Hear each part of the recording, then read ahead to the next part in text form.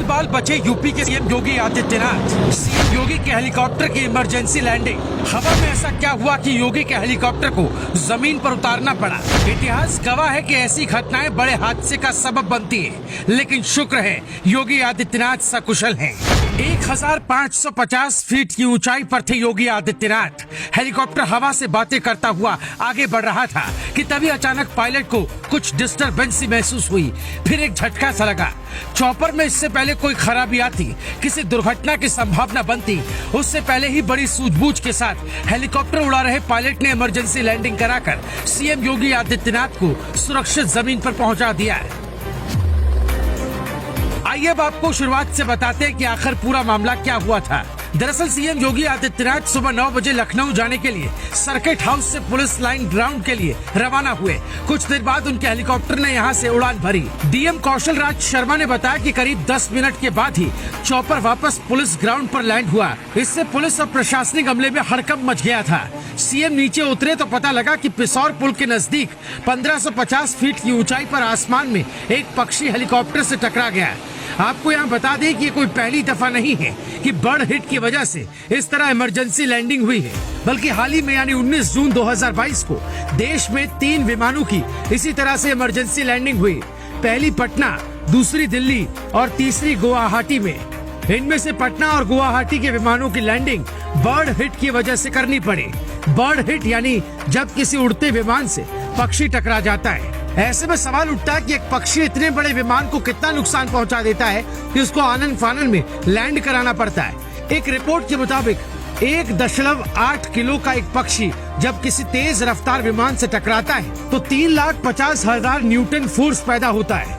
इसे ऐसे समझिए कि 0.365 मीटर की नली वाली बंदूक से जब 700 मीटर प्रति सेकंड की रफ्तार से एक 40 ग्राम का बुलेट फायर होता है तो इससे 2,684 न्यूटन फोर्स पैदा होता है। अब ये तो विज्ञान की भाषा हुई, अब इसे आसान भाषा में समझिए। 1.8 किलो का एक पक्षी जब विमान से टकराता है तो इससे एक बुलेट की तुलना में करीब 130 गुना ज्यादा भयानक टकराहट होती है। वहीं एबीसी साइंस की रिपोर्ट के मुताबिक 5 किलो के एक पक्षी का 275 किलोमीटर प्रति घंटे की रफ्तार से किसी विमान से टकराना वैसा ही है जैसे 100 किलो भार के किसी बैग के 15 मीटर ऊपर से जमीन पर गिरना। हालांकि विमान को बर्ड हिट से बचाने के लिए सावधानियां बरती जाती है, लेकिन जब प्लेन के टरबाइन से टकराकर पक्षी विमान के इंजन में फंसता है तो इससे हादसे का खतरा बढ़ जाता है। बर्ड हिट किसी प्लेन के लिए कितना खतरनाक या घातक हो सकता है, ये इन 4 बातों पर डिपेंड करता है। पहला, पक्षी का वेट यानी वजन। दूसरा, पक्षी का साइज। तीसरा, पक्षी के उड़ान भरने की स्पीड। और चौथा, पक्षी के उड़ान भरने की दिशा यानी डायरेक्शन। ICAO ने 91 देशों पर सर्वे किया और इसमें सामने आया कि हर रोज 34 बर्ड हिट के मामले दुनिया भर में सामने आते हैं। इसकी वजह से हर साल दुनिया भर में कमर्शियल प्लेन के करीब 7.79 हजार करोड़ रुपए का सालाना नुकसान होता है।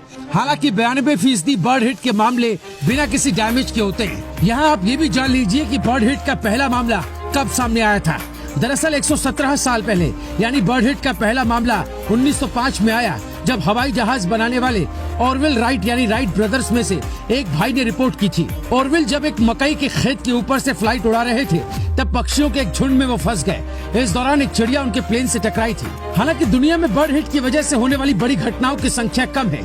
ज्यादातर मामले में हवाई जहाज को कम नुकसान पहुँचता है, लेकिन कई बार ये खतरनाक भी साबित हो जाता है। 2009 में बर्ड हिट की एक घटना जिसने दुनिया का ध्यान अपनी ओर खींचा था। हर साल दुनिया भर में बर्ड हिट के 10,000 से ज्यादा मामले सामने आते हैं, लेकिन 15 जनवरी 2009 में अमेरिका में घटी एक घटना ने हर किसी का ध्यान अपनी ओर खींचा था। दरअसल यूएस एयरवेज फ्लाइट 1549 के न्यूयॉर्क सिटी से उड़ान भरते ही एक पक्षी विमान से टकराया।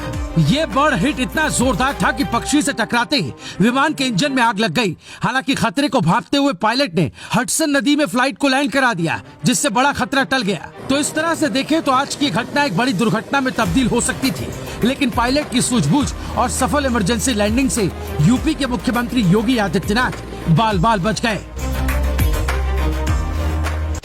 Bureau report, news top.